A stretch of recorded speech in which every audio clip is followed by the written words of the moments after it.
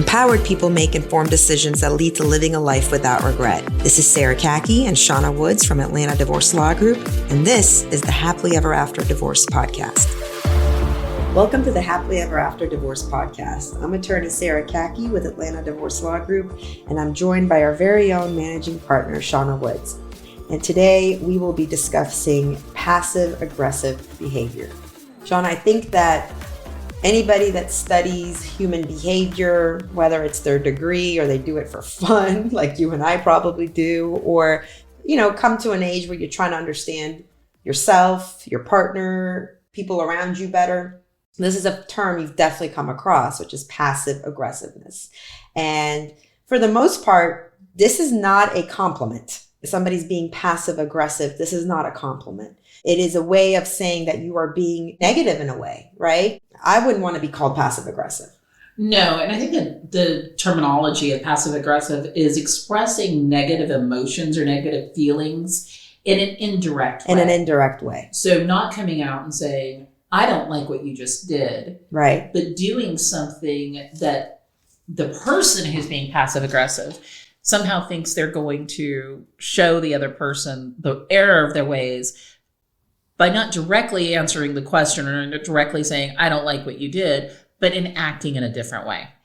And passive aggressive, if it's what I think about it though, is that there are ways that everybody, if they're honest with themselves, have shown passive aggressive behavior. Oh, sure. It's similar to when we talk about, narcissist qualities. There's a bit of a narcissist quality probably in every human being, but the degree that you're diagnosed as a narcissist, that's a whole different thing, right? Right. But passive aggressiveness, it is a toxic trait. And the reason it's toxic is because it's never clear in the communication on where are the boundaries, what are the lines, what are the expectations, what are you asking for, what do you need, and what are you available to provide? It is so, again, in the gray. We talk about playing in the gray. It is so in the gray. Nobody knows where they stand. And it kind of creates this environment where the blurred lines sets people up for failure in the relationship, in the marriage, or in the friendship. So getting prepared for this conversation, I looked at a list of behaviors of passive aggressive nature. And it's funny because when you look at this list, there are some where you're like, ooh, that's bad. And then there's some where you're like, oh man, I've done that. Right. So I think it's a nice opportunity to bring some self-awareness and looking at our own behavior and saying, where am I showing up passive aggressive? So silent treatment is a way of being passive aggressive. Playing the victim card. As soon as somebody says something you don't like, instead of addressing that, somehow taking it personal or wanting people to feel sorry for you to avoid the topic. Denying anything being wrong. This one really does frustrate me when somebody is upset and it's clear, they're making it clear that they're upset. And when other people are asking them, nothing, everything's fine. Nope, everything's fine. And I can understand that there will be moments that somebody needs to do that, but it is a frustrating one to be the recipient of, for sure.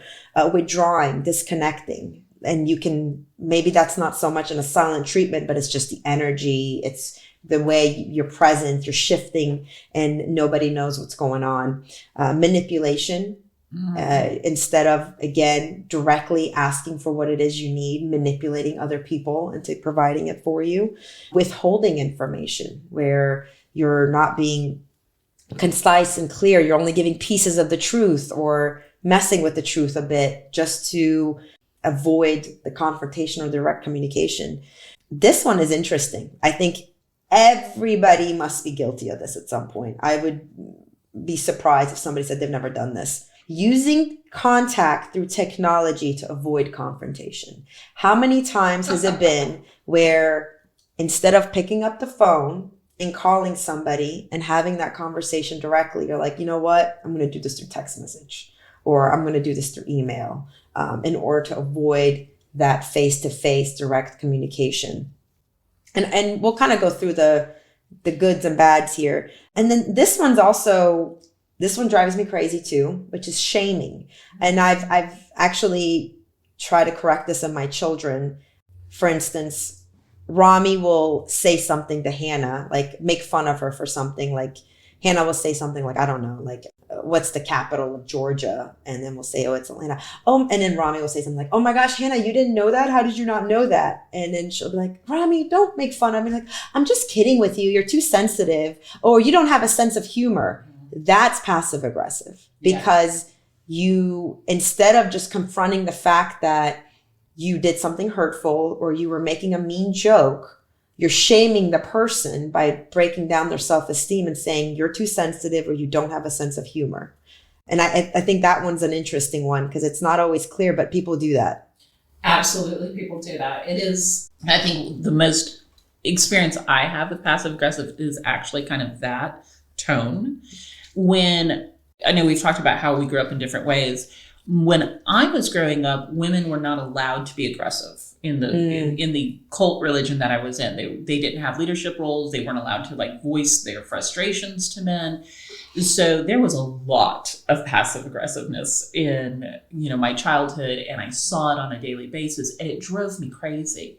Because I'm definitely that type of person who's like, just say it. Right. Just get it over with. Just do it. But you're right. We all do at some point engage in a passive aggressive behavior because we're avoiding something. Right. Right. And it's that avoidance that is causing us the most discomfort, I really do believe. When we're saying something like, you're too sensitive. Right. You're too mean. You're belittling the other person. Well, it's the direct communication would be, I am sorry, that wasn't taken well. Mm-hmm. Instead of saying that, it's right. You're too sensitive. You don't have a good sense of humor. Right. I'm sorry you took it that way. Right. Right. Putting the blame back on the other person and saying, you know, that was a really kind of unkind thing for me to say. I'm sorry I said that. Right. Right. I mean, unpacking kind of where this passive aggressive comes from, I think part of it is cultural. I think a lot of women, especially back 20, 30 years ago, they were taught that was the only way to make change. Right. Right. The manipulation, that kind of, they weren't allowed to be on the forefront saying this needs to be changed. This needs to be changed. So do you think we see it more in women than in men? Oh, I hate making those gender, you know, definitions that way, but in my experience, I definitely think that the masculine, whether, you know, masculine energy showing up in, or masculine characteristics showing up in a woman or a man, the masculine is more literal. Yes. And the feminine is a lot more sharing of a lot of different kinds of information and bundling it up and using symbolism and not being as direct. When I think about passive aggressiveness, you watched Harry Potter. Yes. Okay. Umbridge, you know, Professor Umbridge, where she comes in and, you know, she's a big, nice one, right? And she dresses pretty and everything's nice. And that's how I look at passive aggressives. Everything's nice on the surface, but if you scratch down even one layer, it's filth, it's dirt, it's, you know, anger and all of these ugly emotions that come out. So anytime I think about passive aggressive, I'm getting that face for me. What face do you see? So, yeah, I get the face of, in my culture, Middle Eastern culture, specifically the Iranian culture, probably even more so than the rest of the Middle East, this is very common. And the reason is we have a very sense of formality with how you treat guests and how you treat family. There's a lot of expectations on how you behave in our community or with the family. So for instance, if somebody shows up at your door, a family member shows up at the door, whether you have food at the house or not, it would be rude to not invite them in and try to feed them. If you are going out to dinner, whether you have the money in your bank account or not, it would be rude to not offer to pay for the whole bill. If you're wearing your grandmother's favorite scarf that she gave you right before she passed away and somebody compliments it, it would almost be rude if you did not offer to take it off your head and offer it to them. So let me set that up for you. It's very generous, very hospitable. That's all the positives. The negatives is it leaves a lot of direct communication left to be desired. Because if you, instead of saying, I don't have enough food at the house to invite you in, you would come up with some other completely crazy excuse of like, oh my gosh, like I have worked so hard. My house is such a mess. I'm exhausted. The kids are sick. Everybody's sick. But if you guys want to come in, come in. That is passive aggressive, right? Like feel sorry for me, feel sorry for me, feel sorry for me. But would you like to come in when you don't really mean it? That's what comes up for me. It comes a lot of like moments of confusion from my culture, moments of, Mom, is this okay to be direct about? Is it okay to looking at my parents to kind of get the cues? That's sort of what I think about. I think of a state of confusion. I don't really have a face to it, but I have a state of confusion where everybody's just dancing around with a lot of language, with a lot of words, and nobody's just saying it in a couple of sentences. But I also have compassion for it, right? Because I do think that there is a way to say that somebody is a passive aggressive person versus this is not a passive aggressive person, but something's showing up in a moment has showed up in their life that triggers maybe something from their childhood that does not make it safe to confront, right? So they're turning to passive aggressive to feel safe. If your parents never let you feel that it's safe to confront, if it wasn't safe to confront in your household, if direct communication was not safe in your household, or if you had a parent that took up so much room, right? And was so loud with their emotions and took up so much space with their thoughts about everything and their direct communication, did they possibly leave room for other people to also be that direct? Or did everybody, especially the children, learn to tiptoe around that person's personality? And as they grow up, when they're in an environment or somebody triggers them as a very loud, in your face kind of a person, they're like, okay, it brings them back to their childhood trauma and I'm not safe here. I got to turn to what I learned, my survival skill as a child. So I can have compassion for when somebody has those moments where they turn to passive aggressive to feel safe. But I don't know if I can be around somebody that is, their nature is manipulation, withdrawing, not telling the full truth, if that's just constant default of just who they are. Right. No, I completely agree with you is this a personality trait or is this something that you've engaged in? Because we've all engaged in For sure. At some point in time. Sarcasm is another example of passive aggressive behavior. And I can be sarcastic at times, and I notice that in myself, and I do try to check myself on it.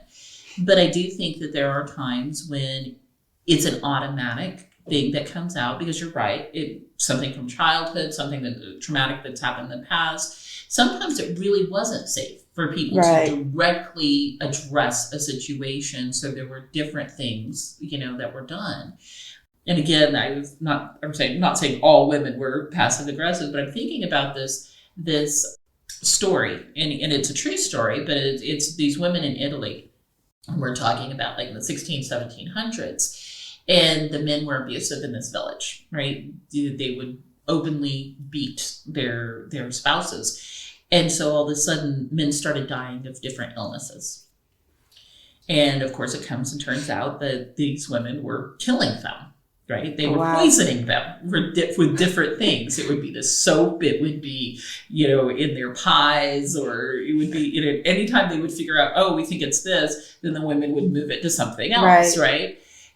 Passive aggressive, aggressive for sure, but that is an example of an extreme passive aggressive that was born out of a necessity for that period in time. And I'm not saying murder's good, guys, but she's definitely not. Definitely not saying that.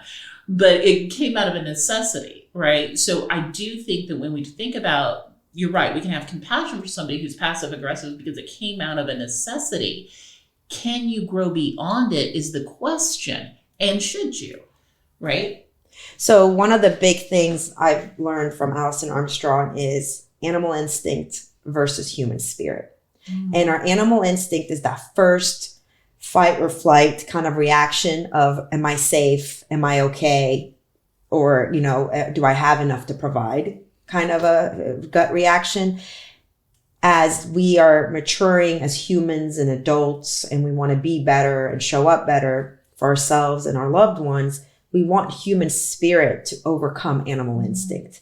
And I think if we're all aware that there are moments in time where we don't want to, don't want to go at something head on and directly and tackle it, it's probably a good time to check yourself and say, why am I not facing this head on?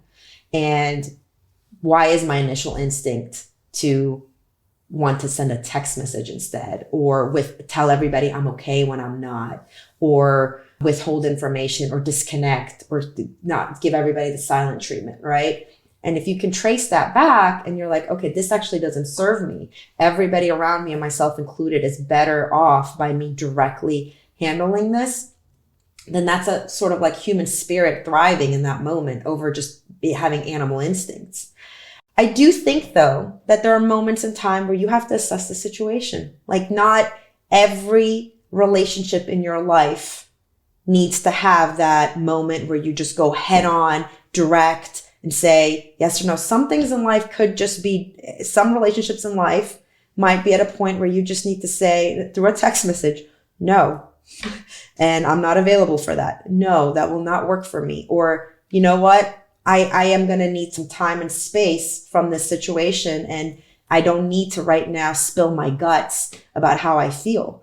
And as long as you're doing that, not from a place of animal instinct, jerk reaction, I need to be safe, or I want to make the other person know that I don't agree, or that I want to oppose them, right? But in an indirect way. If it's not coming from that place and you just need to give yourself some time and space, I think that's perfectly fine.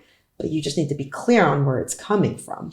I agree. And I think that one of the biggest problems that come from having someone who is passive aggressive is the manipulation that you touched on. Yes. Especially either in a tight family unit or a small office space. I think I may not have even known I've offended somebody. And all of a sudden, because they can't say, hey, that offended me. Right. Now we've got this issue. I don't even know what the issue is. All I know, this person is acting up. They're doing different things. What's going on? So now you've placed the burden on somebody else to go figure out what's wrong with you, mm-hmm. where they don't even know that was a problem to begin with. Right. And it is such a childish gut reaction. You're right. It's an animal kind of instinct. It's our first reaction. But I do think what you said about having compassion for people like that is very important. And sometimes it takes someone who has done that work to sit down with the other person and say, so I'm noticing this behavior. Right. Right. I don't like this behavior. Can we find out what's going on? The person who's acting passive aggressively may not even understand themselves what the issue is. But sitting down with them and unpacking it is extremely important, and just saying, I don't tolerate this kind of behavior in whatever relationship we're in. So we either have to fix it or we have to let this go. Right. Right. I think that the extent of the compassion for passive aggressive behavior is the point at which the person is no longer just withholding the fact that they're hurt from something, but now enrolling other people into it, right? And in indirect ways, constantly wanting you to know. Yes. Right? Whereas whether it's just like they're still in your space, but they're rolling their eyes, or they're being short with you about other things that are not even related, or not being able to even engage with them in any normal way without them just having a very heavy energy around you. And the worst of it really being with bringing other people into the scene. That's where my compassion for it really ends. But I can understand that, the human need for connection. And this is why perhaps it shows up more in the feminine characteristics, more in the masculine, because the feminine characteristic of need for connection is a very, very high one, right? The masculine is the need to provide. Safety for the masculine is providing. Safety for the feminine is connection. And if you are in fear of losing connection by having direct communication, I can have compassion for the fact that you would withhold information. You would say everything's okay when it's not, because it goes back to the episode we did about, are you somebody safe to be honest with? Yeah. Right. I also think to myself, when I've had interactions with people who've consistently given me passive aggressive behavior, and I've actually done a check on myself on, what am I inviting? Why is this person consistently giving me passive aggressive? Am I also being passive aggressive? And now we're just two people passive aggressive, like tiptoeing around this like little fire dance? Or am I not safe to tell the truth to? Is that what's happening here? So I do a quick check on myself as well. Or have I not set the right boundaries in this relationship? Like you said, like, hey, this behavior keeps showing up. And I'll tell you, dear relationship of mine where I was constantly getting that, and had that check with myself where I was like, okay, all communication is through text. All communication is indirect. No communication is happening in any short text messages. They're all really long and not a lot of fluff around the bottom line. These are like signs I can give you from my personal experience. And when I had enough of it and I decided to have a confrontation about it, just the way you described, hey, I feel like we can't have any direct communication. I feel like everything we say could lead to like misunderstanding. This person cut off the relationship. Wow. And that's how I knew. That's a very clear sign to me of like, okay, like what you thought you had, you never had. Yeah. Yeah, and I've had similar experiences where I've had to cut off relationships like that as well. I had this kind of an oddball experience where somebody was posting about me on social media, knowing that I would see it. And that is so passive aggressive. And obviously they're not calling me out by name, but it's so obvious to me that that's who they were talking about. I reached out to him immediately. I was like, I'm sorry if I've offended you, but this is not the way I handle things, trying to, no, I'll never do it again. And then, a couple weeks later, there it goes again. And I just had to completely distance myself from this person in my life, because those kind of things where they're damaging you instead of addressing whatever issue they have with you. Is it something you want? Is it something you can tolerate?